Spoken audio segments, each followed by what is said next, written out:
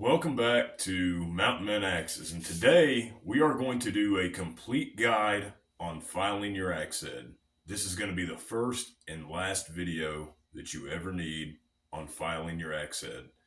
There's a saturation point that's been reached on YouTube on filing your axe head.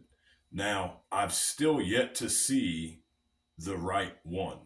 So there's so much information out there that it's an information overload. It's a paralysis by analysis, and we're gonna we're gonna eradicate some of that today, and we're gonna get right down to business. How do I get my axe head sharp again? That's it. That's as simple as it needs to be.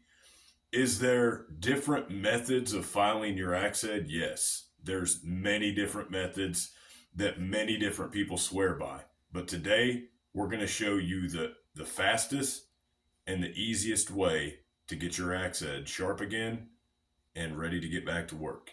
So stay tuned.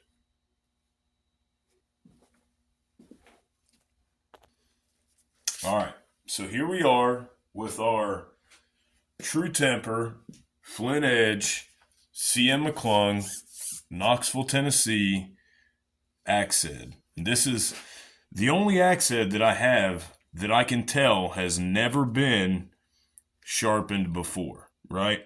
So, or at least it's not had the bevel ground away. It's not been heavily filed.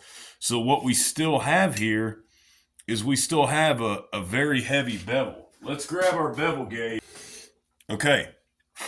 You see how we're starting to get those light marks right here where the bevel is. That's what we want.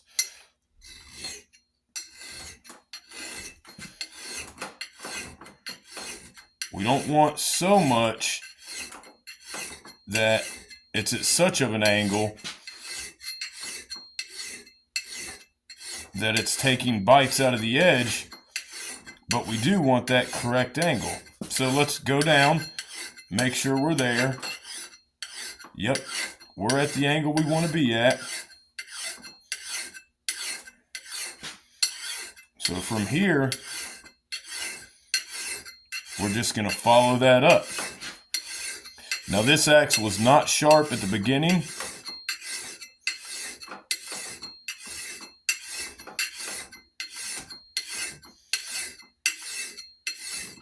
Is this axe going to be sharp, and am I going to be able to get work done with it? Yes. Okay, those are the two questions that you need to ask yourself. Get the file card out. We're going to get the metal out of the file. Okay.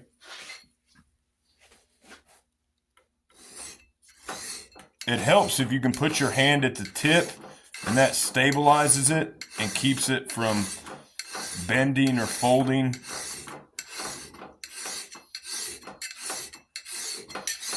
We're keeping the exact same bevel on it that it had almost originally.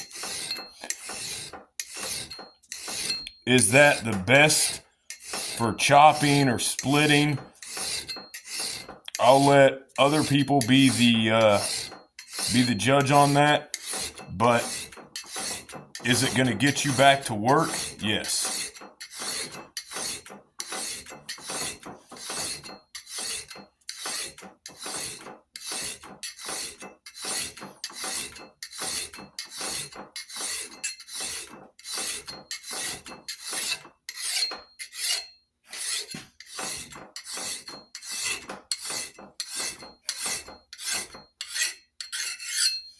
All right, so let's take a look at what we've accomplished in about 4 minutes.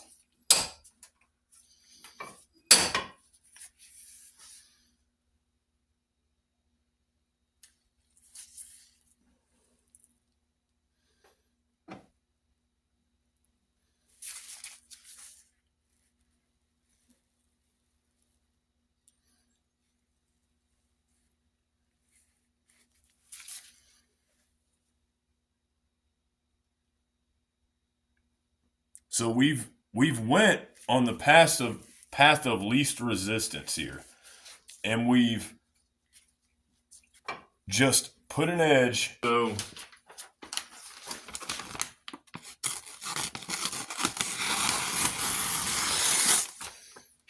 with hardly any resistance, it's extremely sharp, right? And that took less than 10 minutes, and most of that time was either setting up or trying to explain my angles. All right, so bear with me. All right, so we have an even, sharp edge going all the way up without changing the original factory bevel.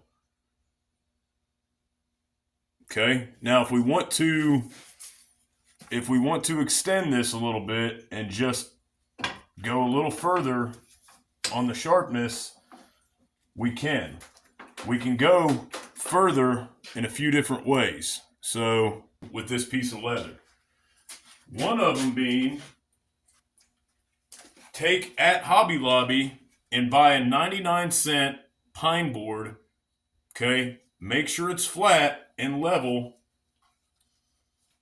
You take a piece of leather, you cut it to fit.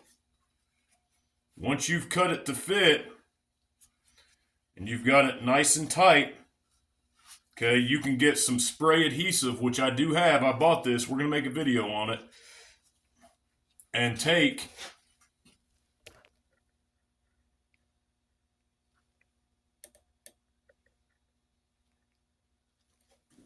and go down the edge.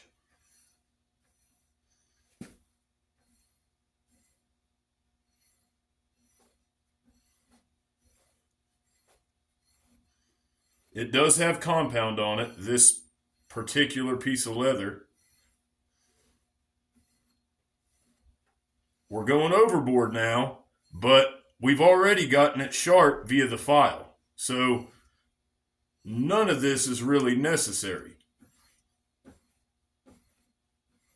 Is it fun and relaxing and almost meditative? Yes. For me, absolutely. Is it necessary? Not at all. We're talking about an axe. Does the axe need to be dull? No. But does it need to be a razor blade? No. So both of those myths are equally untrue, right? So we're pulling it very, very tight on that one side. We're taking it to the edge and we're pulling it down.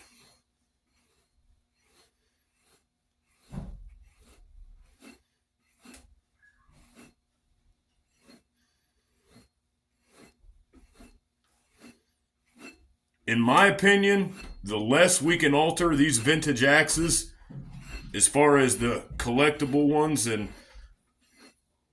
the edges, the better off they are. Unless you plan on using them, and this is your personal axe that you're going to use, you know, I'm probably not going to alter it a whole ton. I don't even like that council tool that I modded. I'm not a huge fan of modifying axes. That one turned out great because I had an idea of what it was going to turn out like. But here we are with the finished product. A McClung, Knoxville, Tennessee True Temper, following the same bevel it had from the factory with a file and a diamond sharpener. Now, we're going to take and see if it's sharp. Now, this is just one giant knot. But will it stick? Oh, yes.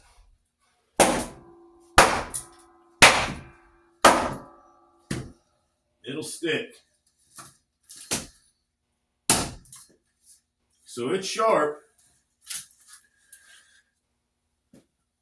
Plenty sharp to get you back to work. complete filing guide. Follow your edge bevel that's already there. You don't have to remake one. If you want to, you can. It's time consuming, labor intensive, and takes extra material from the axe. And if you chip it, now you're further back into the axe head. So waste not, want not. Thanks for watching, and I'll see you guys next time.